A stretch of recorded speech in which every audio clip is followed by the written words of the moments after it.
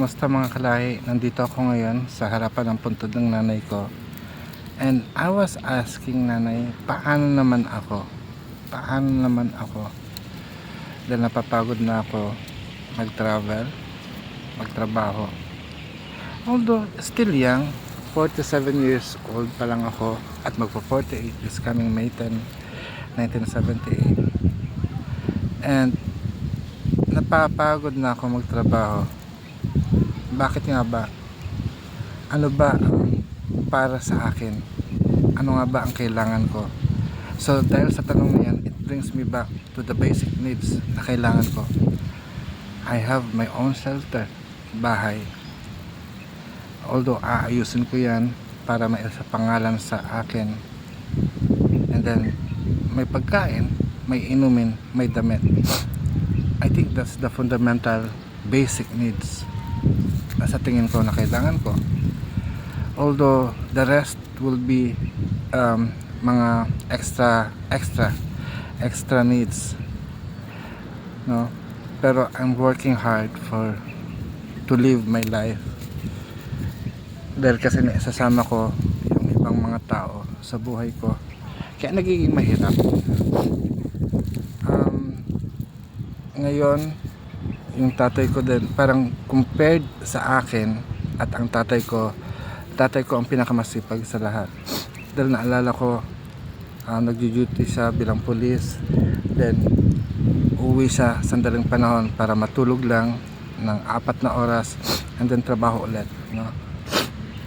Tapos after work, rumarakit siya, nangangalakal siya ng mga scrap metals, mga lumang gulong, and he sells it. Nagre-resell siya noon hanggang sa nakapag-invest siya ng negosyo, siya at nanay ko, ng negosyo ng tire supply shop. Tapos naglagay siya ng mga gas, mga LPG gas, and then later on nagkaroon kami ng karinderya. Tatay and nanay have served us a lot. Pinag-aral niya kami. Ako lang yung nagsawa mag-aral dahil sa traditional school or sa modern school. Ano ba, modern school or traditional school? Yung college days, no, sa university, kasi parang paulit-ulit lang ang lesson, tapos yung teacher tamad hindi nagtuturo, kami ang pinagtuturo. But then it was a kind of training na ganun pala magbasa ka, mag-research ka, at yung research mo i-report mo, at yan ang nangyari sa akin ngayon na tagapagturo din. But I could say na I'm not the same teacher or professor na makikita nyo sa university. I am just an eternal learner of this world. So, bakit ba doon napunta? Sabi ko, napapagod na ako. Oo nga, napapagod ako sa mga bagay na hindi mahalaga pa rin sa akin. O, pinapahalagan ko ba? Hindi ko alam So, dapat pala, yung kinikita ko, yung hard-earned income ko, ay dapat maitabi ko. Pero pag itinabi ko naman, saan mapupunta yon? Single ako, wala akong jowa, wala akong anak. Kanino ko ipapamana ang mga bagay-bagay na ito? Even nga sa property ng tatay ko, wala. Siguro ang mamanahin ko lang itong lupang ito, dito sa lupang ito. Dito rin ako ililibing. Pero wag mo nang wala pa ako assignment na dapat gawin sa mundo. Kaya parang awa nyo na pray for me na sana humaba pa ang buhay natin at marami pa akong paglilingkuran ng mga tao. Siguro hanggang dito na lang muna, hanggang sa mamaya ulit. Paalam. At ito na nga mga kalay, nandito muli ako sa bahay sa Trala. So kanina umaga, no, nag-ayos tayo ng mga dadalhin natin para sa Amerika, and then nag-print out tayo ng certificate kasi from March 17 o from March 18 up to 26 ay magkakaroon tayo ng ilang binabaylang training dito sa bahay sa Trala, Taguig. And then in the afternoon, mga lunch time, pumunta tayo ng sementeryo, nagbigay-pugay tayo sa nanay ko, at nakita niya naman na nagkaroon tayo ng devotion panata doon. Then after kong mag-video kanina, dumiretso ako sa kabilang cemetery, sa public cemetery, at nag-offer ng prayer sa Diwatang Balakbak at Diwatang Balantay. And then I ask questions to them at alam ko they are guide. Alam natin na they are God of death o tagabantay sila ng kasanaan or realms of death, but then they are also guide to the living sa atin, no? Kasi any moment nandun sila para kunin ang ating kaluluwa. Although they have an important role at devote ako nila at pinagpapasalamatan ko dahil kasi iniingatan pa rin nila ako, yun lang, may mga bagay na hindi ko maintindihan, hindi tayo maintindihan, no? Pero dapat natin tanggapin, pero matigas ang ulo natin, kaya we need to communicate. Kailangan natin mag-usap sa kanila at ipaliwanag nila nang matanggap natin ng bukal sa ating kalooban ang mga pangyayari.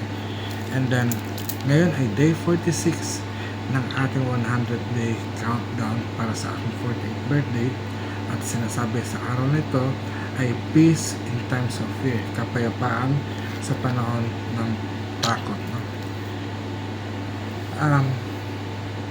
Ang kapayapaan ay pinagsisikapan natin yan. Merong mga bagay na natatakot tayo dahil hindi natin naintindihan. Kaya nga, dapat natin maintindihan upang tayo magkaroon ng kapayapaan. Pero paano natin mauunawaan kung hindi natin alam? At paano natin malalaman kung hindi natin gusto? Kaya nga, sa ladder of peace prayer or sa ladder of prayer or sa ladder of peace, no, ang pinakauna sa lahat ay pag-ibig. We do things out of love. Pag may mga bagay na hindi natin nauunawaan, tingnan natin sa mata ng pag-ibig. So there is an eye for the love. Actually, yung eye natin, yung paningin natin, no, actually, siya yung nagbibigay sa atin ng knowledge, ng kaalaman. Nag-stir up ng curiosity para magkaroon tayo ng courage in order to face whatever is happening around us. At ito yung mahalaga sa lahat, yung desire to know. It is the heart who works on it. Kaya kung may pag-ibig ang bawat isa, parang katulad ng katana, sana pag-ibig na lang ang isipin. I don't know anong mangyayari kung panay pag-ibig na lang, pero yung pag-ibig kasi, it saves us. It will save us. It's just like how my father loves my mother and also my mother loves my father. It unites us. At ito yung mangyayari sa ating pamilya. Kami ngayon magkakapatid. Sana yung pag-ibig sa isa't isa ay nandyan pa rin para pagbuklarin ang bawat isa sa aming magkakapatid. Gayon din sa inyong mga kalahi. Kung sana ang pag-ibig ang siyang magbubuklod sa lahat, hindi tayo matatakot dahil kasi alam natin may kasama tayo. May kasama tayo sa ating buhay. Nandyan ka, nandito ako, nandito tayong lahat para sa isa't isa. Pag-ibig ang siyang magbubuklod sa atin. So, hindi siya yung pag-ibig in terms of jowa, di ba? Kanina nagpa-manicure ako. Ito yung first time in 15 years na makapagpa-manicure ako at magpa-pedicure. And after that, nakapagkwentuhan ako sa manicurist ako na parang sabi, nahihirapan sila sa buhay kasi single mom sila. Pero tinanong ko, bakit ka nahihirapan? Although may mga tip at may salary sila, mukhang patok yung yung center or salon ba ang tawag doon na pagpa-manicure pedicure ko. Sabi kasi nila meron silang mga sinusuportahan. Yun nga po, dahil kasi marami tayong sinusuportahan, kaya feeling natin ay nagkukulang tayo.